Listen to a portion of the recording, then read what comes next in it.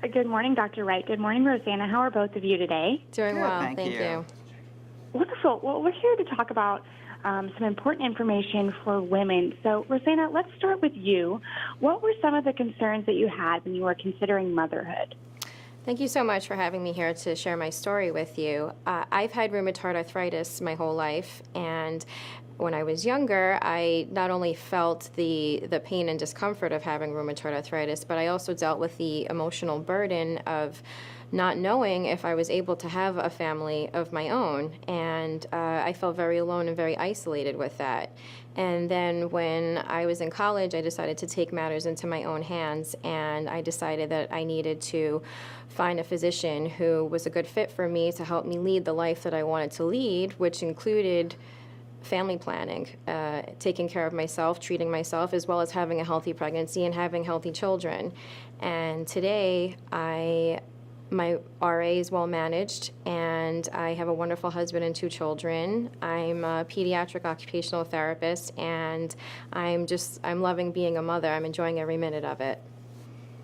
That's so wonderful to hear that your health is on track and that you're enjoying motherhood. But what could have helped you during that time?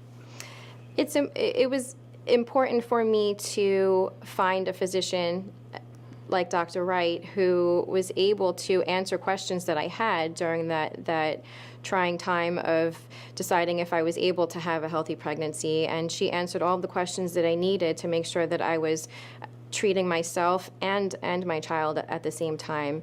It would have been very nice also to have a supportive community with other women who are dealing with the same issues that I'm dealing with, and not feeling so alone and isolated.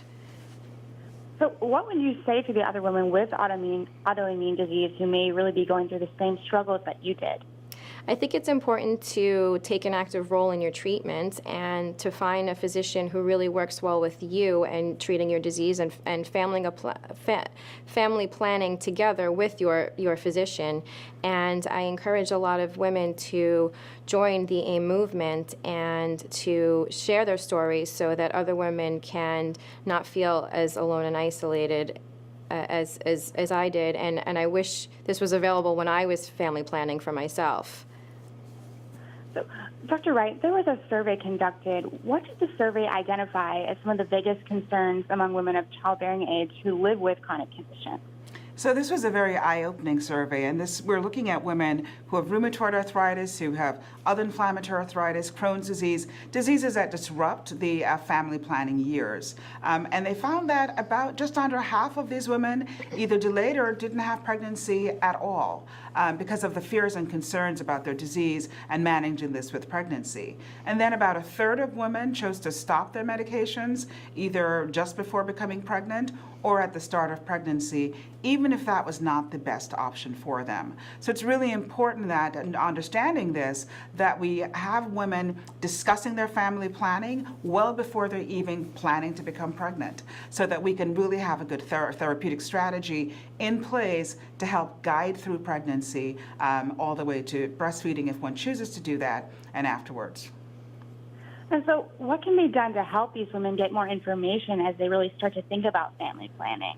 Yes, I'm here with UCB today for the AIM movement, and this is really targeting women who are considering pregnancy, and this creates a community of support. It's a resource to help women share their stories, but also to, sort of give ideas about the kinds of questions that you need to ask your provider. There are informational resources available here, really to help empower women so that in their discussions with their physicians, they can actually take an active part in planning their pregnancies and their futures. So, Dr. Wright, what can women do to get more involved and learn more about this? Well, they can go to the website. It's aimotherhood.com, and this is really fantastic resources to help women living with chronic diseases.